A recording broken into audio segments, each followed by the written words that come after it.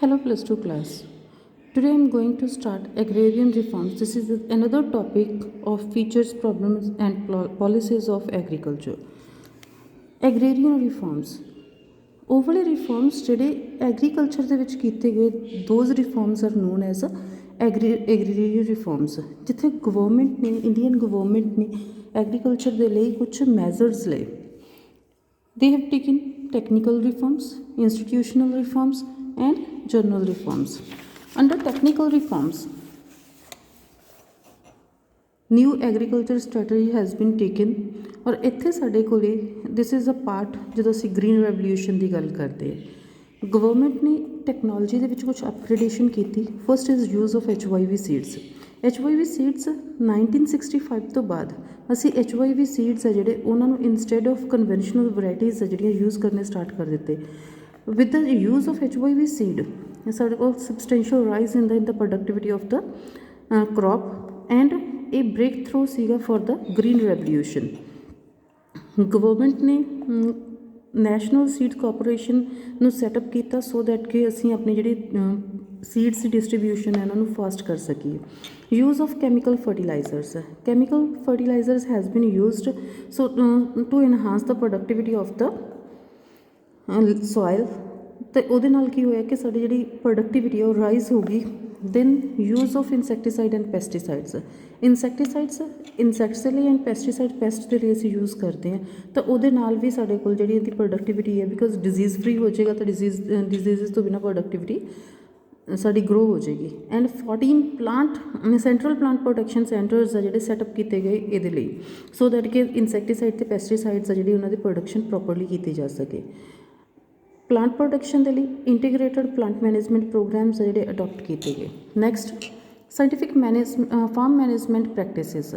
Scientific farm management practices ਦੇ ਵਿੱਚ ਜਿਹੜੇ ਸਾਡਾ ਪੁਰਾਣਾ ਵੇ ਸੀਗਾ ਉਹਨੂੰ ਚੇਂਜ ਕਰਕੇ ਉਹਦੀ ਜਗ੍ਹਾ ਦੇ ਉੱਤੇ ਅਸੀਂ ਸਾਇੰਟੀਫਿਕ ਮੈਥਡਸ ਅਡੋਪਟ ਕੀਤੇ. ਲਾਈਕ ਸਿਲੈਕਸ਼ਨ ਆਫ ਕ੍ਰੌਪ, ਕਿਹੜੀ ਕ੍ਰੌਪ ਨੂੰ ਅਸੀਂ ਉਹ ਕਰ ਰਹੇ ਹਾਂਗੇ ਅਤੇ ਉਹਦੀ ਕੁਆਲਿਟੀ ਕੀ ਹੋਏਗੀ.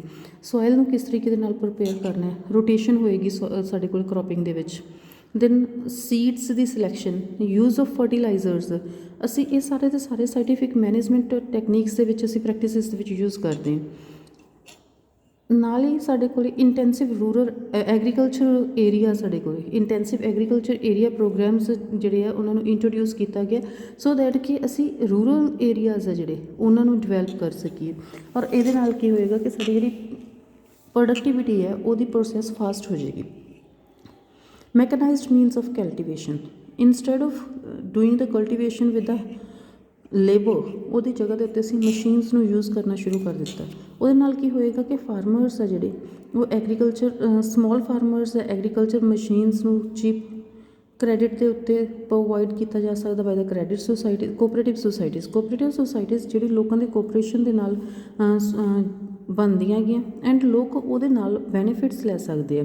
ਉਹਦੇ ਬੈਨੀਫਿਟਸ ਉਹਨਾਂ ਨੂੰ ਕੀ ਮਿਲਦੇ ਆ ਕਿ ਇੱਕ ਤਾਂ ਚੀਪ ਰੇਟ ਦੇ ਉੱਤੇ ਉਹਨਾਂ ਨੂੰ ਫੈਸਿਲਿਟੀਜ਼ ਪ੍ਰੋਵਾਈਡ ਹੋ ਜਾਣਗੀਆਂ ਔਰ ਮਾਰਜਨਲ ਫਾਰਮਰਸ ਹੈ ਜਿਹੜੇ ਉਹ ਈਜ਼ੀਲੀ ਵਰਕ ਕਰ ਸਕਦੇ ਐਂਡ ਆਪਣਾ ਜਿਹੜਾ ਪ੍ਰੋਡਿਊਸ ਹੈ ਉਹ ਪ੍ਰੋਪਰ ਰੇਟਸ ਦੇ ਉੱਤੇ ਸੇਲ ਕਰ ਸਕਦੇ.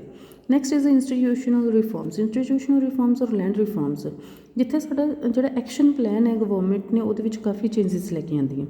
First is abolition of intermediaries. Intermediaries ਨੂੰ ਖਤਮ ਕਰ ਦਿੱਤਾ ਗਿਆ. Intermediaries these are the persons who are doing the work in between the state and the actual tillers of the soil. state government ਹੋ ਗਈ ਔਰ ਐਕਚੁਅਲ ਟੇਲਰਸ ਜਿਹੜੇ ਉਹਦੇ 'ਤੇ ਲੈਂਡ ਦੇ ਉੱਤੇ ਕੰਮ ਕਰਦੇ ਸੀ ਔਰ ਇਹਨਾਂ ਇੰਟਰਮੀਡੀਏਰੀਜ਼ ਨੂੰ ਅਸੀਂ ਨੋਰਮਲੀ ਜ਼ਮੀਂਦਾਰਸ ਬੋਲਦੇ ਹੈਗੇ, ਉਹਨਾਂ ਨੂੰ ਖਤਮ ਕਰ ਦਿੱਤਾ ਗਿਆ. ਦੈਨ ਉਹਦੇ ਨਾਲ ਕੀ ਹੋਇਆ ਕਿ ਉਹਨਾਂ ਦੀ ਜਿਹੜੀ ਐਕਸਪਲੋਇਟ ਕਰਦੇ ਸੀ ਉਹ ਕਲਟੀਵੇਟਰਸ ਨੂੰ ਜਾਂ ਅਸੀਂ ਟਿਲਰਸ ਨੂੰ ਜਿਹੜਾ ਕਰਦੇ ਸੀ ਉਹ ਖਤਮ ਹੋ ਗਿਆ. Next is regulation of the rent. Earlier ਉਹਨਾਂ ਦੀ ਐਕਸਪਲੋਇਟੇਸ਼ਨ ਹੁੰਦੀ ਸੀ, ਅਸੀਂ ਕਿਸੇ ਐਕਸੈਸਿਵ ਐਂਡ ਇਲੀਗਲ ਐਕਸਟੋਰਸ਼ਨਸ ਹੁੰਦੀਆਂ ਸੀਗੀਆਂ ਕਲਟੀਵੇਟਰਸ ਦੀਆਂ ਕਿਉਂਕਿ ਰੈਂਟ ਜਿਹੜਾ ਸਾਡਾ ਫਿਕਸ ਨਹੀਂ ਸੀ, ਉਹਦੇ 'ਤੇ ਹਾਈ ਰੇਟ ਹੈ ਜਿਹੜਾ ਉਹ ਲੈਂਦੇ ਸੀ. ਉਸ then now it's fixed 1/3 of the crop value, ਇਸ ਤੋਂ ਜ਼ਿਆਦਾ ਨਹੀਂ ਹੋਏਗਾ. Consolidation of land holdings. Land holdings ਆ ਜਿਹੜੀਆਂ ਸਕੈਟਰਡ ਲੈਂਡ ਹੋਲਡਿੰਗਸ ਉਹਨਾਂ ਨੂੰ ਇਕੱਠਾ ਕਰ ਦਿੱਤਾ ਗਿਆ ਇੱਕ ਜਗ੍ਹਾ ਦੇ ਉੱਤੇ ਸੋ ਦੈਟ ਕਿ ਪ੍ਰੋਡਕਟਿਵਿਟੀ ਨੂੰ ਫਾਸਟ ਕੀਤਾ ਜਾ ਸਕੇ. Ceiling on land holding. Equality ਨੂੰ ਪ੍ਰਮੋਟ ਕਰਨ ਦੇ ਲਈ ਜਿਨ੍ਹਾਂ ਲੋਕਾਂ ਦੇ ਕੋਲ ਲਾਈਕ ਜ਼ਮੀਂਦਾਰ ਸੀ ਉਹਨਾਂ ਕੋਲ ਸਰਪਲਸ ਲੈਂਡ ਸੀ ਇੱਕ ਮੈਕਸੀਮਮ ਲਿਮਿਟ ਪ੍ਰੋਵਾਈਡ ਕਰ ਦਿੱਤੀ ਗਈ ਕਿ ਇਸ ਲੈਂਡ ਤੋਂ ਜ਼ਿਆਦਾ ਕਿਸੇ ਕੋਲ ਲੈਂਡ ਨਹੀਂ ਹੋਏਗੀ, ਔਰ ਸਰਪਲਸ ਲੈਂਡ ਜਿਹੜੇ ਐਕਚੁਅਲ ਟਿਲਰ ਸੀਗੇ, ਕਲਟੀਵੇਟਰ ਸੀਗੇ, ਉਹਨਾਂ ਨੂੰ ਗਵਰਨਮੈਂਟ ਨੇ ਪ੍ਰੋਵਾਈਡ ਕਰ ਦਿੱਤੀ। Next cooperative farming. Cooperative farming ਜਦੋਂ ਕੁਛ ਫਾਰਮਰਸ ਇਕੱਠੇ ਹੋ ਕੇ ਫਾਰਮਿੰਗ ਕਰਦੇ, that is known as a cooperative farming. ਇਹਦੇ ਨਾਲ ਕੀ ਹੋਇਆ ਕਿ ਬਾਰਗੇਨਿੰਗ ਪਾਵਰ ਇੱਕ ਤੇ ਸਮਾਲ ਹੋਲਡਰਸ ਆ ਜਿਹੜੇ ਉਹਨਾਂ ਦੀ ਰਾਈਜ਼ ਹੋ ਜਾਂਦੀ ਹੈ। ਮੋਰ ਓਵਰ ਜਿਹੜੇ ਇਨਪੁਟਸ ਆ ਉਹ ਲੋਅਰ ਪ੍ਰਾਈਸਿਸ ਦੇ ਉੱਤੇ ਲੈ ਸਕਦੇ ਆ, ਔਰ ਉਹ ਜੋ ਵੀ ਪ੍ਰੋਡਿਊਸ ਹੋਏਗੀ ਉਹ ਹਾਇਰ ਪ੍ਰਾਈਸਿਸ ਦੇ ਉੱਤੇ ਸੇਲ ਕਰਨਗੇ। Two basic objectives of land reforms. ਸਾਡੇ ਕੋਲ ਟੂ ਬੇਸਿਕ ਆਬਜੈਕਟਿਵ ਸੀ। ਫਸਟ ਇਜ਼ ਕਿ ਜੋ ਟਿਲਰ ਸੀਗੇ ਉਹਨਾਂ ਦੀ ਐਕਸਪਲਾਈਟੇਸ਼ਨ ਹੋ ਰਹੀ ਸੀ ਉਹਨੂੰ ਖਤਮ ਕਰਨਾ, and promote the equality in the rural area. Rural areas ਦੇ ਵਿੱਚ ਇਕੁਐਲਿਟੀ ਨੂੰ ਪ੍ਰਮੋਟ ਕਰਨਾ। General reforms. General reforms expansion of irrigation facilities. Irrigation facilities ਨੂੰ ਐਕਸਪੈਂਡ ਕੀਤਾ ਗਿਆ। ਪਹਿਲਾਂ ਬਹੁਤ ਥੋੜ੍ਹੇ ਏਰੀਆਜ਼ ਤੱਕ ਇਰੀਗੇਸ਼ਨ ਫੈਸਿਲਿਟੀਜ਼ ਹੁੰਦੀਆਂ ਸੀਗੀਆਂ, ਫਿਰ ਇਰੀਗੇਸ਼ਨ ਪ੍ਰੋਜੈਕਟਸ ਲਗਾ ਦਿੱਤੇ ਗਏ ਸੋ ਦੈਟ ਕਿ ਇਰੀਗੇਸ਼ਨ ਫੈਸਿਲਿਟੀਜ਼ ਨੂੰ ਐਕਸਪੈਂਡ ਕੀਤਾ ਜਾ ਸਕੇ। Provision of credit. Credit provide ਕਰਨ ਦੇ ਲਈ ਕੋਆਪਰੇਟਿਵ ਕ੍ਰੈਡਿਟ ਸੁਸਾਇਟੀਜ਼ ਸੈਟਅਪ ਕੀਤੀਆਂ ਗਈਆਂ ਜੋ ਫਾਰਮਰਸ ਨੂੰ ਲੋ ਰੇਟ ਆਫ ਇੰਟਰਸਟ ਦੇ ਉੱਤੇ ਲੋਨਸ ਪ੍ਰੋਵਾਈਡ ਕਰਦੀਆਂ ਸੀ, ਐਂਡ ਉਹਨਾਂ ਦੀ ਫਾਰਮਰਸ ਦੀ ਕ੍ਰੈਡਿਟ ਨੀਡਸ ਦੇ ਲਈ ਰੀਜਨਲ ਰੂਰਲ ਬੈਂਕਸ ਆ ਜਿਹੜੀਆਂ ਸਟੈਬਲਿਸ਼ ਕੀਤੀਆਂ ਗਈਆਂ। ਇਨ 1982 ਨਬਾਰਡ ਨੂੰ ਸੈਟਅਪ ਕੀਤਾ ਗਿਆ ਸੋ ਦੈਟ ਕਿ ਜਿੰਨਾ ਵੀ ਸਾਡੇ ਕੋਲ ਇੰਸਟੀਟਿਊਸ਼ਨਲ ਕ੍ਰੈਡਿਟ ਆਉਂਦਾ ਉਹਨੂੰ ਰੈਗੂਲੇਟ ਕੀਤਾ ਜਾ ਸਕੇ। Regulated markets and cooperative marketing societies. Regulated markets setup ਕੀਤੀਆਂ ਗਈਆਂ, ਐਂਡ ਕੋਆਪਰੇਟਿਵ ਮਾਰਕੀਟਿੰਗ ਸੁਸਾਇਟੀਜ਼ ਆ ਜਿਹੜੀਆਂ ਉਹਨਾਂ ਨੂੰ ਸੈਟਅਪ ਕੀਤਾ ਗਿਆ ਤਾਂ ਕਿ ਜਿਹੜੇ ਫਾਰਮਰਸ ਹੈ ਉਹਨਾਂ ਨੂੰ ਰੈਮੂਨਰੇਟਿਵ ਪ੍ਰਾਈਸਿਸ ਪ੍ਰੋਵਾਈਡ ਕੀਤੇ ਜਾਣ, ਐਂਡ ਐਕਸਪਲਾਈਟੇਸ਼ਨ ਜਿਹੜੇ ਮਿਡਲਮੈਨ ਦੀ ਐਕਸਪਲਾਈਟੇਸ਼ਨ ਉਹਦੇ ਤੋਂ ਪ੍ਰੋਟੈਕਟ ਕੀਤਾ ਜਾ ਸਕੇ। ਐਂਡ ਗਵਰਨਮੈਂਟ ਨੇ ਕੁਛ ਕਮੇਟੀਜ਼ ਆ ਜਿਹੜੀਆਂ ਅਪੁਆਇੰਟ ਕੀਤੀਆਂ ਸੋ ਦੈਟ ਕਿ ਉਹਨਾਂ ਨੂੰ ਇਹਦੇ ਬੈਨੀਫਿਟਸ ਮਿਲਦੇ ਰਹਿਣ। Next is a cooperative marketing society. Cooperative market society ਜਿਹੜੀ ਲੋਕਾਂ ਦੀ ਕੋਆਪਰੇਸ਼ਨ ਦੇ ਨਾਲ ਬਣਦੀ ਹੈ, ਔਰ ਉਹਦੇ ਵਿੱਚ ਕੀ ਹੁੰਦਾ ਹੈ ਕਿ ਫਾਰਮਰਸ ਆ ਜਿਹੜੇ ਉਹ ਬੈਨੀਫਿਟਸ ਲੈ ਸਕਦੇ ਆ। ਪਹਿਲੀ ਚੀਜ਼ ਤਾਂ ਉਹਨਾਂ ਦੀ ਬਾਰਗੇਨਿੰਗ ਪਾਵਰ ਹਾਈ ਹੁੰਦੀ ਹੈ ਕਿਉਂਕਿ ਕੋਆਪਰੇਸ਼ਨ ਦੇ ਨਾਲ ਕੰਮ ਕਰ ਰਹੇ ਆ, ਔਰ ਕੋਆਪਰੇਟਿਵ ਮਾਰਕੀਟਿੰਗ ਸੁਸਾਇਟੀਜ਼ ਉਹਨਾਂ ਦੀ ਹੈਲਪ ਕਰਨੀ ਹੈ। ਸੈਕਿੰਡ, ਉਹਨਾਂ ਨੂੰ ਜੋ ਵੀ ਉਹਨਾਂ ਦੀ ਕ੍ਰੌਪ ਹੈ, ਕ੍ਰੌਪ ਦੇ ਲਈ ਰੈਮੂਨਰੇਟਿਵ ਪ੍ਰਾਈਸਿਸ ਅਵੇਲੇਬਲ ਹੋਣਗੇ, and there is no glut of suppliers. Suppliers ਉਹਨਾਂ ਨੂੰ ਜਿਹੜਾ ਐਕਸਪਲਾਇਟ ਨਹੀਂ ਕਰ ਸਕਦੇਗੇ। ਅਗਰ ਉਹਨਾਂ ਦੀ ਮਾਰਕੀਟ ਜਿਹੜੀ ਕ੍ਰੌਪ ਦੀ ਉਹ ਪ੍ਰਾਈਸਿਸ ਹੈ ਉਹ ਡਰੋਪ ਵੀ ਹੋ ਜਾਂਦੀਆਂ ਗੀਆਂ ਤਾਂ ਵੀ ਉਹਨਾਂ ਨੂੰ ਕੋਈ ਜ਼ਿਆਦਾ ਉਹ ਨਹੀਂ ਹੋਏਗਾ, ਬਿਕੋਜ਼ ਕੋਆਪਰੇਟਿਵ ਮਾਰਕੀਟ ਸੁਸਾਇਟੀਜ਼ ਉਹਨਾਂ ਦੇ ਬਿਹਾਫ ਦੇ ਉੱਤੇ ਕੰਮ ਕਰਨਗੇ। Then price support policy. This is a minimum support price.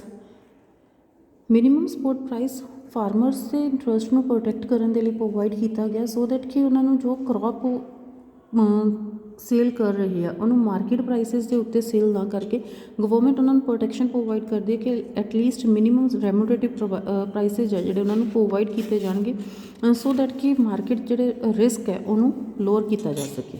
Next achievements of agrarian reforms, or we can say green revolution. Green revolution ਸਾਡੇ ਕੋਲ green means crop and revolution means a spurt. When there is a spurt in the crop productivity, this is known as a green revolution.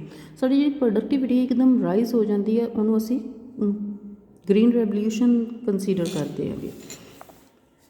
Green revolution 2 phases ਦੇ ਵਿੱਚ distinct ਕੀਤਾ ਗਿਆ। First phase in between the mid 60s and 70s, ਔਰ ਇੱਥੇ ਕੁਛ ਜਿਹੜੀਆਂ ਸਾਡੇ ਕੋਲ ਕ੍ਰੌਪਸ ਆ ਗਈਆਂ ਲਾਈਕ ਵੀਟ ਐਂਡ ਰਾਈਸ ਤੱਕ ਹੀ ਇਹਨੂੰ ਰਿਸਟ੍ਰਿਕਟ ਕੀਤਾ ਗਿਆ, ਐਂਡ ਸਟੇਟਸ ਜਿਹੜੀਆਂ ਜਸਟ 3 ਸਟੇਟਸ ਆ ਇਨਕਲੂਡ ਕੀਤੀਆਂ ਗਈਆਂ, Punjab, Andhra Pradesh and Tamil Nadu. Where is in a second phase ਜਿਹੜੇ ਏਰੀਆਜ਼ ਹੈ ਅਤੇ ਨੰਬਰ ਆਫ ਕ੍ਰੌਪਸ ਹੈ ਦੋਨਾਂ ਨੂੰ ਵਾਈਡ ਕਰ ਦਿੱਤਾ ਗਿਆ ਜ਼ਿਆਦਾ ਏਰੀਆਜ਼ ਦੇ ਵਿੱਚ, ਜਦੋਂ ਲੱਗਿਆ ਕਿ ਇੱਥੇ ਸਾਡੇ ਕੋਲ ਪੋਸੀਬਿਲਿਟੀਜ਼ ਹੈਗੀਆਂ ਕਿ ਇਹਦੀ ਬੈਨੀਫਿਟਸ ਜ਼ਿਆਦਾ ਮਿਲ ਰਹੇ ਹੈ ਤਾਂ ਇੱਥੇ ਇਹਨਾਂ ਨੇ ਇਹਨੂੰ ਐਕਸਪੈਂਡ ਕੀਤਾ।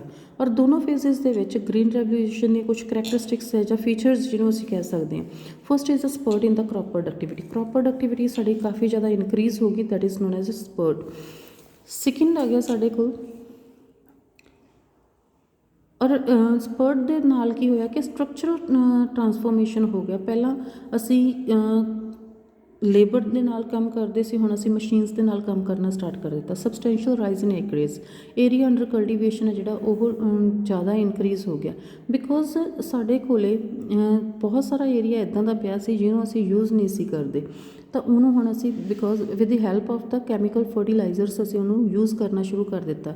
And secondly use of chemical fertilisers ਦੇ ਨਾਲ ਸਾਡੇ ਕੋਲ ਡਬਲ ਕ੍ਰੋਪਿੰਗ ਸਿਸਟਮ ਹੈ ਜਿਹੜਾ ਉਹ ਪੋਸੀਬਲ ਹੋ ਸਕਿਆ। ਅਰਲੀਅਰ ਅਸੀਂ ਸਿੰਗਲ ਕ੍ਰੋਪ ਲੈਂਦੇ ਸੀ, the time lag in between the sowing and the harvesting of the crop was very high, but with double cropping ਉਹ ਵੀ ਘਟ ਗਿਆ।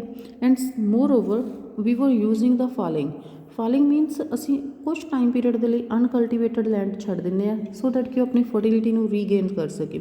ਤਾਂ ਫਾਲਿੰਗ ਦੀ ਜਿਹੜੀ ਪ੍ਰੈਕਟਿਸ ਹੈ ਉਹਨੂੰ with the use of chemical fertiliser ਉਹਨੂੰ ਕੈਮੀਕਲਸ ਦੇ ਨਾਲ ਰੀਗੇਨ ਕੀਤਾ ਗਿਆ ਫਰਟੀਲਿਟੀ ਨੂੰ, ਸੋ ਦੈਟ ਕਿ ਉਹ ਆਪਣੀ ਪ੍ਰੋਡਕਟੀਵਿਟੀ ਹੈ ਜਿਹੜੀ ਉਹ ਮੈਕਸੀਮਾਈਜ਼ ਕਰ ਸਕਣ। Shift from subsistence farming to commercial farming.